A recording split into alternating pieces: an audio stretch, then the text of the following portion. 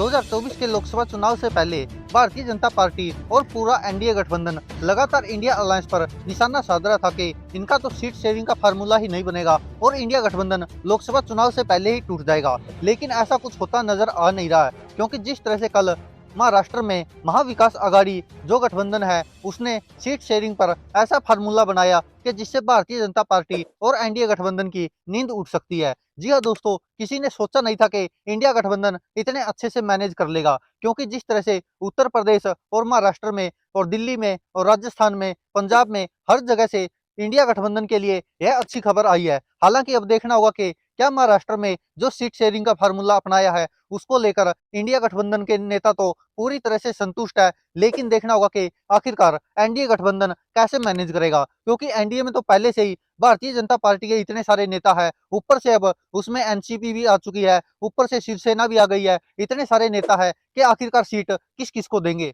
आपको बता दें कि महाराष्ट्र में 5 फेज में चुनाव होने हैं और पहला चरण जो 19 अप्रैल को शुरू हो जाएगा, तो महाराष्ट्र में 19 अप्रैल से चुनाव शुरू होने हैं। लेकिन आपको बता दें, जिस तरह से महाविकास आघाड़ी ने जो सीट शेयरिंग का फार्मूला अपनाया है उसके हिसाब से शिवसेना जो उद्धव गुटवाली है वह 21 सीटों पर चुनाव लड़ेगी, तो वहीं पर एनसीपी मात्र 10 सीटों पर चुनाव लड़ेगी, तो कांग्रेस भी 17 सीटों पर चुनाव लड़ेगी। तो इस तरह से यह 2024 के लोकसभा चुनाव में 48 सीटों का समीकरण बनाया है महाविकास आघाड़ी ने। अब देखना होगा कि आखिरकार एनडीए कैसे समीकरण बनाता है, क्योंकि उसके पास शिंदे गुट है, एनसीपी में से आए अजीत पवार का भी गुट है। अब देखना होगा कि आखिरकार एनडीए कैसे इस समीकरण को साध पाता है, क्योंकि एक तो भारतीय जनता पार्टी के खुद ही इतने ज्यादा नेता हो जाएंगे और ऊपर से इन दोनों पार्टियों को भी सीट शेयरिंग करनी पड़ेगी, तो यह समस्या होगी शायद भारतीय जनता पार्टी के लिए और एनडीए गठबंधन के लिए। लेकिन इंडिया गठबंधन ने यह बहुत जोर से एक तमाचा मारा है एनडीए गठबंधन के मुंह पर, जिस तरह से महाविकास आघाड़ी ने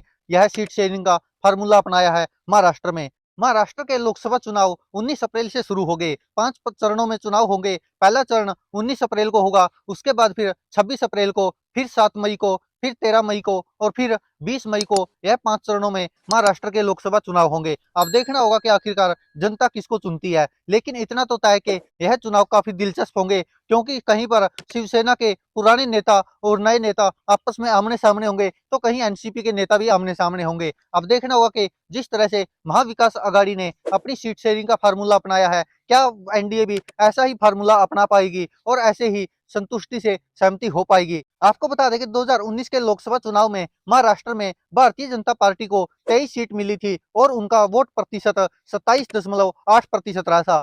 शिवसेना को 18 सीटें मिली थी और उनका वोट शेयरिंग भी 23.5% रहा था। कांग्रेस को सीट तो एक ही मिली थी, लेकिन उनका वोट प्रतिशत 16.4 रहा था और एनसीपी को सीट तो 4 मिली थी, लेकिन वोट प्रतिशत कांग्रेस से भी कम था और 15.7% था। अब देखना होगा कि शिवसेना भी टूट चुकी है, एनसीपी भी टूट चुकी है। अब देखना होगा कि आखिरकार कितना जनाधार इनका बचा हुआ है और क्या महाविकास आघाड़ी इस बार भारतीय जनता पार्टी और एनडीए गठबंधन को महाराष्ट्र में चुनौती दे पाएगी। दोस्तों, आप क्या कहते हैं इस पर अपनी राय कमेंट बॉक्स में जरूर दीजिएगा। लेकिन इतना तय है कि महाविकास आघाड़ी ने जिस तरह से सीट शेयरिंग का फार्मूला अपनाया है, इंडिया गठबंधन को कहीं ना कहीं मजबूती मिलती दिखेगी अन्य राज्यों में भी। धन्यवाद दोस्तों, देखते रहिए सच की आवाज।